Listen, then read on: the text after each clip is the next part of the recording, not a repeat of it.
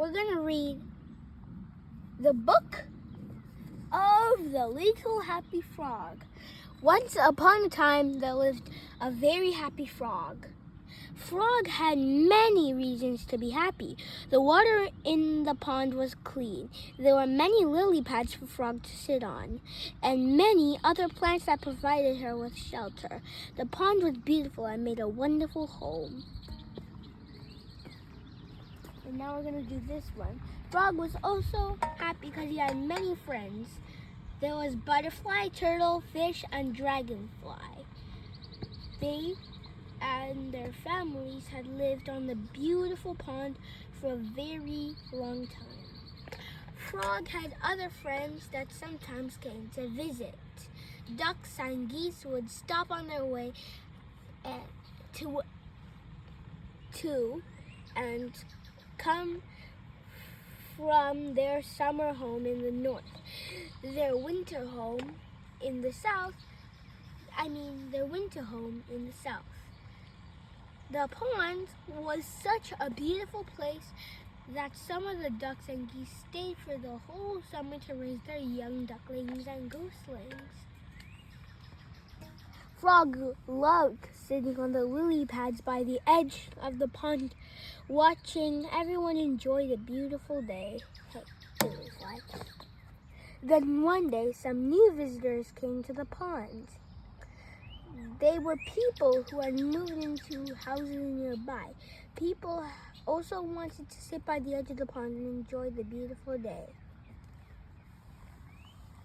Ooh, this would be bad.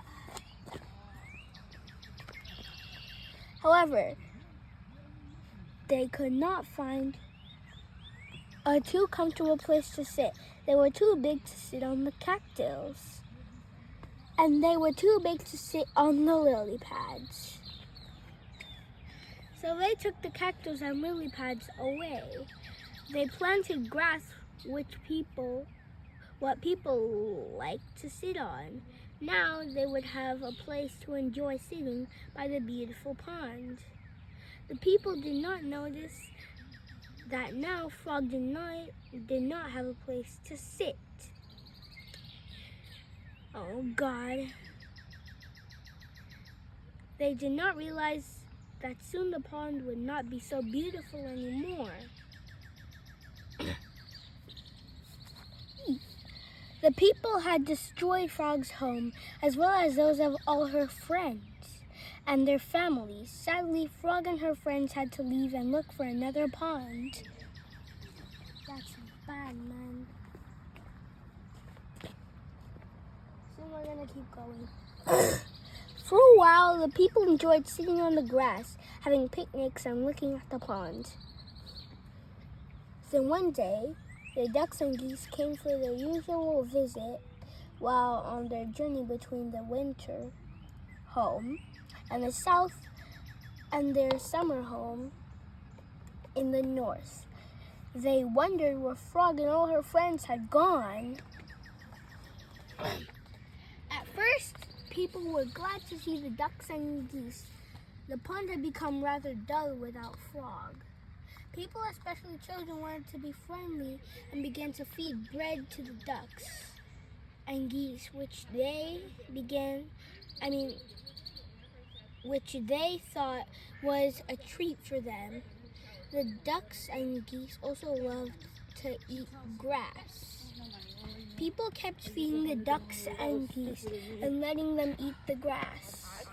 There was so much food that they didn't even fly south for the winter, like most birds do.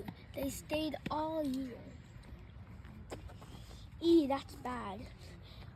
More and more ducks and geese came and stayed.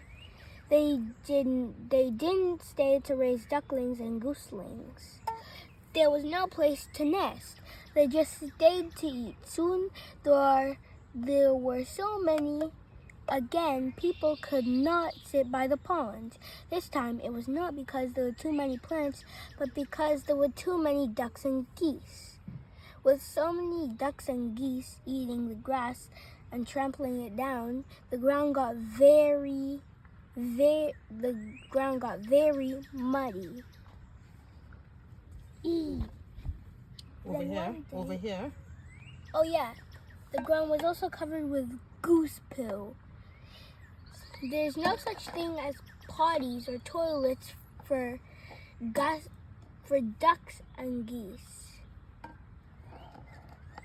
So they pee and poo all over the place. When it rained, all the dirt got flushed into the ponds, turning the water all over the place, turning the water a muddy, murky, dirty green. The pond was not beautiful anymore. One day, after reading this story, people realized that they needed to get Frog and her friends back in order to make the pond beautiful again. They needed to find a way for people and Frog and her friends to enjoy the pond together. They understood that one very important step to make the pond beautiful again was to stop feeding the ducks and the geese. They also put back many of the plants